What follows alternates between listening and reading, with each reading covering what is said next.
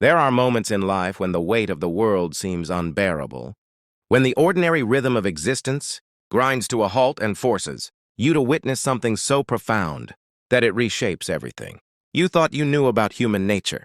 For Marcus Chen, that moment came on a rain-soaked Tuesday afternoon in downtown Seattle, watching a homeless woman give away her last dollar to a stranger's crying child.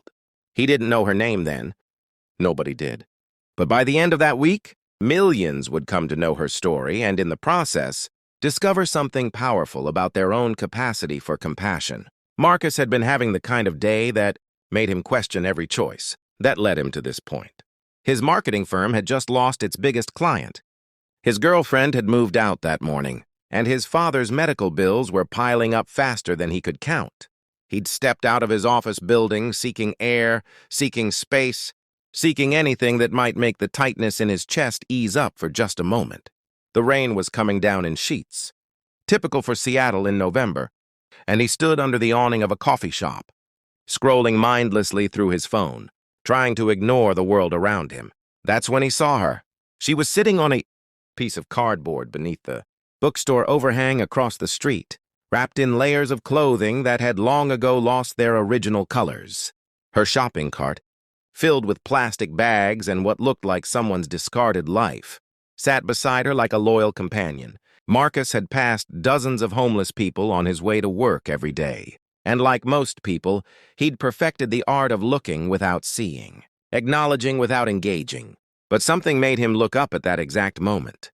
A young mother was struggling with a stroller, a screaming toddler, and several shopping bags. One of the bags split open, sending its contents across the wet sidewalk. Diapers, baby formula, groceries, everything scattered in the rain. The woman looked like she might cry or scream or both. The toddler's wails intensified. People walked past, umbrellas tilted against the rain, eyes carefully averted. Then the homeless woman moved. She stood up with surprising grace despite her age, which Marcus guessed was somewhere north of 60, though life on the streets had a way of making such estimates meaningless. She began gathering items, moving with purpose through the rain that most people were desperately trying to avoid. The young mother noticed her, and Marcus saw something flash across her face. Was it fear? Distrust?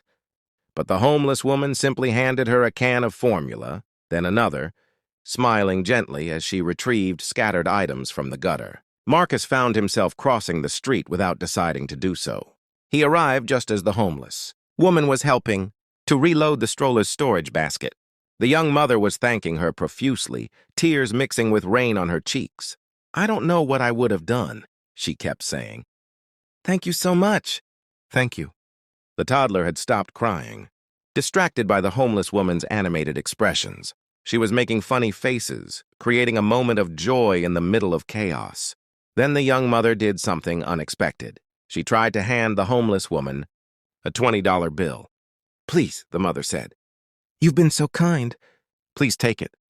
The homeless woman shook her head firmly. "You keep that for your baby, honey. I've got what I need." But the mother insisted, pressing the bill into the woman's weathered hand. "Please, I insist." Finally, the homeless woman accepted it, nodding with quiet dignity. The mother hurried away, throwing grateful glances over her shoulder. Marcus watched as the homeless woman stood there, looking at the $20 bill in her hand, then at her shopping cart, then up at the gray Seattle sky. He expected her to head toward the convenience store on the corner, maybe buy something warm to eat or drink.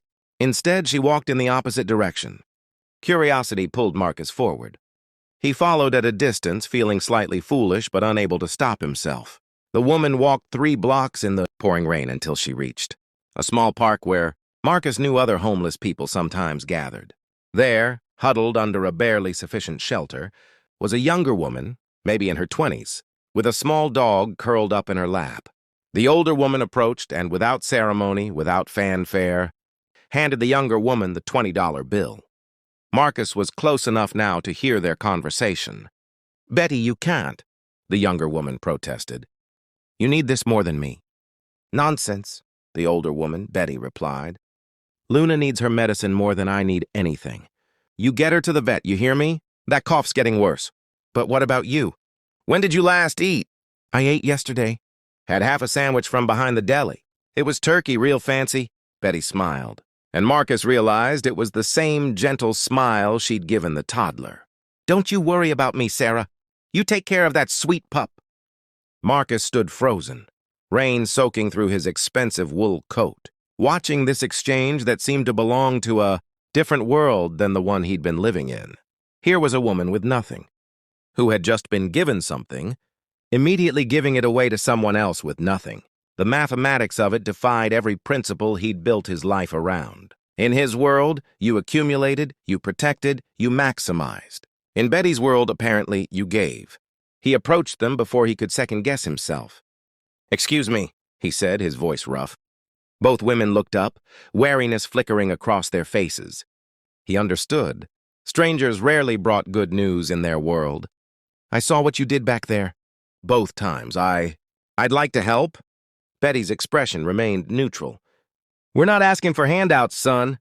"I know," Marcus said. "But I'm offering anyway." He pulled out his wallet, then paused. Money suddenly seemed insufficient, almost insulting. These women were operating on a completely different currency. "What's your dog's name?" Sarah blinked, surprised by the question.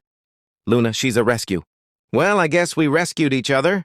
Marcus knelt down, letting the rain soak his pants. Luna lifted her small head, brown eyes curious. "Hi, Luna." Then he looked up at both women. "There's a vet clinic 2 blocks from my office. Dr. Morrison is a friend of mine. Would you let me call him? He'll see Luna today, no charge." "We can't," Sarah began. "Please," Marcus interrupted. "I've had a terrible day. The kind of day where you forget there's any good left in the world. And then I watched Betty help a stranger and then help you, and I need to do this. Not for you, for me." Something in his voice must have reached them because Betty's eyes softened. "What's your name, son?" "Marcus." "Well, Marcus, I'll tell you what. You help Sarah and Luna, and maybe you'll help me understand something. Why does a man in a fancy suit and shoes that cost more than I've seen in a month look so lost?" Over the next hour, sitting in a dive coffee shop that didn't mind their bedraggled appearance, Marcus found himself telling these 2 women everything. About his business, his father, his girlfriend, his fears. They listened without judgment, without advice, just pure presence. Sarah shared her story, too. A foster kid who aged out of the system, found and lost a dozen jobs, ended up on the streets with nothing but Luna. And Betty, who'd been a teacher once upon a time before her husband died, before medical bills consumed her savings, before the world simply moved faster than she could keep up. "The thing is," Betty said, stirring her coffee, Marcus had insisted they all eat, and was quietly thrilled when they both ordered the biggest meals on the menu. "We all get lost sometimes. Rich, poor, young, old. Doesn't matter. What matters is whether you can find your way back." "How?" Marcus asked. "How do you find your way back when everything's falling apart?" Betty smiled. "You look for chances to give something away. Doesn't have to be money. Kindness works. Attention works. Respect works. You give those things. You remember you're human. You remember you're connected to everyone else. That's how you find your way." Marcus called Dr. Morrison, who agreed to see Luna immediately. He also made some other calls. To a friend who ran a nonprofit, to another who owned rental properties, to his own HR department about a custodial position that had just opened up. He couldn't fix everything, but he could do something. And in doing something, he felt the tightness in his chest begin to ease. 3 months later, Marcus stood in the break room of his office building, watching Betty work. She'd been hired as a night custodian, a job she approached with the same dignity she'd shown giving away her last $20. Sarah was working at a local animal shelter, Luna healthy and happy by her side during every shift. Marcus's business had found new clients. His father's treatment was going well, and his ex-girlfriend, well, some things weren't meant to be. But the real change was deeper than circumstances. Marcus now volunteered at a homeless shelter every Thursday. He'd started a foundation with some business partners, focused on helping people like Betty and Sarah. Not because it looked good or provided tax benefits, though it did both, but because that rainy Tuesday had taught him something essential about what it meant to be human. Betty noticed him watching and smiled. "You doing okay, Marcus?" "Yeah," he said and meant it. "Thanks to you." "No, honey. Thanks to you for letting yourself see. Most people, they look right through us. But you looked at us. That made all the difference. The title on her uniform read simply, Betty Harrison, Custodial Staff. But Marcus thought she deserved a different title altogether, one that reflected what she really was, what she'd always been, even when the world had forgotten to notice. A teacher, a giver, a reminder of what mattered most. He made a mental note to nominate her for the company's humanitarian award. The plaque would need a proper title. He'd call it Outstanding Human Being, or maybe just keep it simple.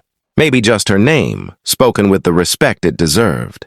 Because sometimes the most powerful thing you could do for someone was simply acknowledge their existence, their worth, their dignity.